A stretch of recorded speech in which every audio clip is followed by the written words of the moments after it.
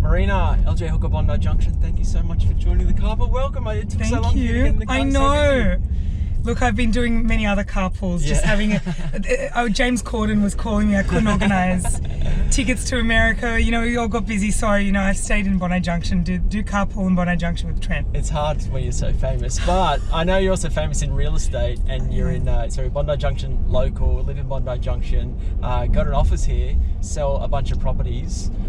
Let's talk about Bondi Junction. Let's talk about my hood. Yeah, the apartment market. So specifically for that sector, obviously there's lots of apartments in Bondi Junction. Absolutely, and more to come. Yeah, and how have you seen it the last, 3 to 6 months? If you look at the stats, we just had a look at the last quarter of Bondi Junction for apartments specifically. Yeah. There's been a 3% drop, but it's actually a lot less than we expected, and I think that's due to the tightness of stock. There's still a lot of demand out there. The first home buyer subsidy grant with the government has helped, bring that market up. Yeah. And I thought there was going to be a lot bigger drop that first quarter. 3% is not scary. Shows me that market's actually still holding on. Yeah. And probably still a good time. Yeah, 100%. And so where do you see the listings at the moment? Obviously that's been hugely affected across most marketplaces. Yeah. Is that the same for Bondi Junction? Like you're just not seeing that many vendors kind of come to the marketplace? Stock is tight, and investors, even with interest rates going up, with the rental market, the high demand in the rental market, there isn't that pressure to sell, because as much as your interest rates have gone up, so has your rental. Yeah. So it's not that pressure that you're feeling like I have to sell my investment because suddenly it's not making enough money. Yeah, gotcha. So it's more like if they need to sell, someone come to the market. Yeah. And if they can hold the repayments and everything. Absolutely. So I think that around this area, especially with the rental demand, the pressure of interest rates hasn't been as affected with stock. We haven't seen the level of stock we would expect with such a steep increase of interest rates in such a short time. Let's say I've got $1.5 million and I'm wanting to get, or $1.5 million is my top. Yeah. And I'm wanting to get into the Bondi Junction real estate market.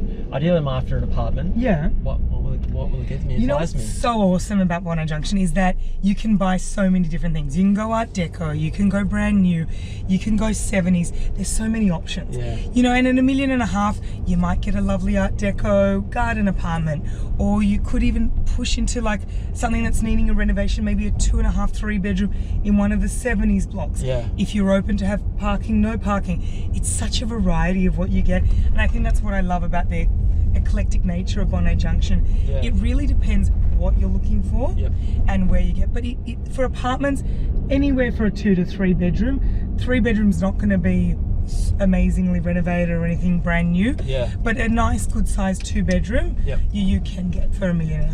The apartment market, especially like I guess the condos, the nicer ones with the gym and the pool and the spa and all that kind of stuff. There doesn't seem to be a lot more supply of those coming onto the market. Like there's not a lot of new builds kind of come on. Is that kind of held? Is that sector of the market kind of held pretty, I guess, relatively well? If you look at like the downsizer apartments, your Eastgate, your Grafton Street, that do have the full service building managers, those extras, they also do come with a levy and quite a higher levy. And what a lot of developers are looking, and the demand has been for buildings without those extra facilities to keep strata levies quite down.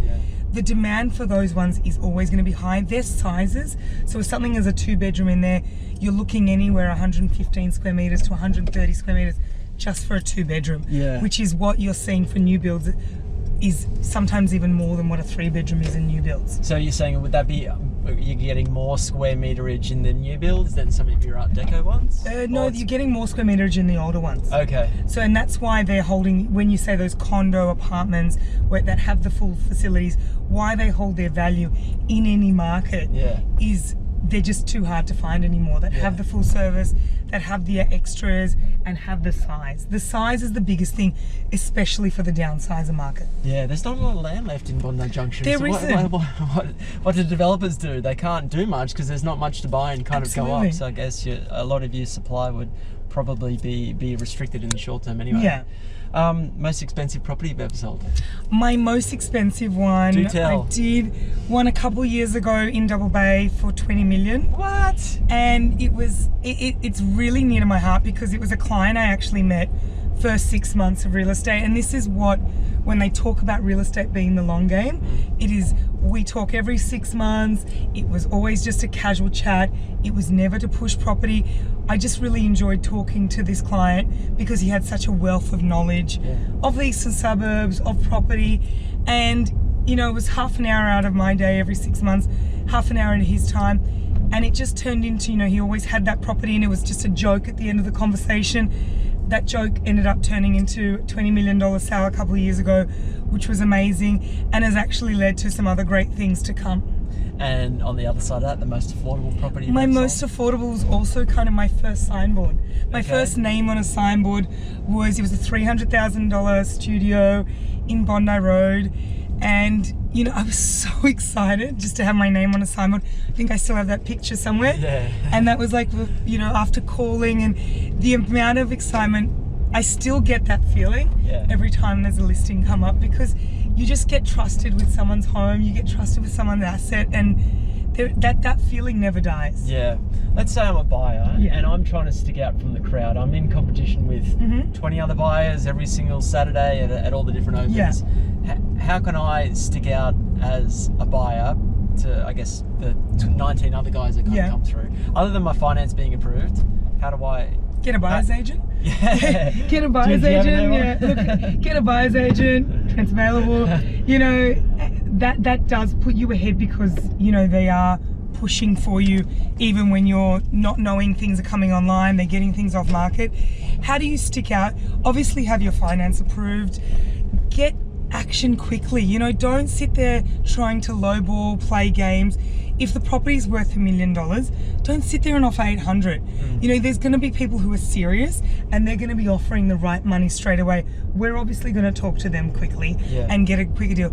In this market where stock is tight, a lot of things are happening off market. Yeah.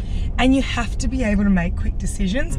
And in that time, we might have one opportunity to show, well, tenants are in there, or, you know, one inspection before they're putting it back for lease. You've got that one chance. Don't be silly trying to do lowball offers, because as an agent, we're going to speak to the person that's ready to get their 66W, ready to have the contract checked. And that's the same way why people go and work with buyer's agents, because they know what needs to be done to get a quick action really fast. Crystal ball, 6 to 12 months. What? Let's even bring that further forward. Next 3 to 6 months, property market, Bondi Junction. Where do you kind of see it? I think 3 to 6 months we're in a bit of a holding pattern. I think the stock is still quite tight. Interest rates really haven't started to hurt people. There's still a lot of people on fixed term mortgages or interest rates, so they're not feeling it yet. I think as we start to see a lot of those fixed term interest rates come on, there has to be some effect. You know, people will start to get rid of their investment properties to keep their primary place of residence. People will reevaluate where they're living to free up some funds. So it's going to be a trickle-on effect. We're luckily in the eastern suburbs not as hit as hard as some areas, because there are people who are liquid, people are cashed up and have money in different areas, have financial assistance, whether it be from shares or family, but we're going to get affected. If anyone thinks that the eastern suburbs doesn't get affected by the market, they're in some kind of delusion. You're huge on TikTok. Tell me more. How's the TikTok going? Definitely not. Well, I think my sons want to be much more bigger on TikTok. I think the reality is social media is starting to play more and more of a part in real estate, whether it be TikTok, whether it be Instagram, but it also gets people to know you better as a human. The reality is, real estate is still a human interaction. People need to know who you are. People need to understand what kind of person you are to trust you with their home, also trust you in the buying process. It's a really scary time right now, and people are scared to make decisions and scared to make the wrong decisions, because if COVID showed us anything, you can't have a crystal ball. When COVID occurred, we thought, oh my God, the market is going to tank, and look at what happened. So, you know, I think it's important to get out there. It's not the be all and end all of real estate industry to be on social media, but I think you have to be honest to who you are and portray yourself for what you love and what you do, whether you're a parent, whether you're into boats, whether you're into golf, whether you're into marathon running, whatever it is, be your true authentic self, people will relate to you. Yeah. Message to vendors over the next kind of 3 to 6 months. They're umming and ahhing, they're sitting, they're waiting. Sell now. Sell now. There's no stock. You know, prices are holding. You look at the terrace market, that's held the last quarter. That's held due to lack of stock. You know, we were predicting 5-10% drops, and that hasn't happened. So if you're umming and ahhing, if you think there's some crystal ball that interest rates are going to go up, and even if interest rates only have one more increase, if all these fixed term interest rates come off, and you don't think that that's going to have an effect on the market, you are delusional. If you're going to do it in the next 12 to 18 months, do it now.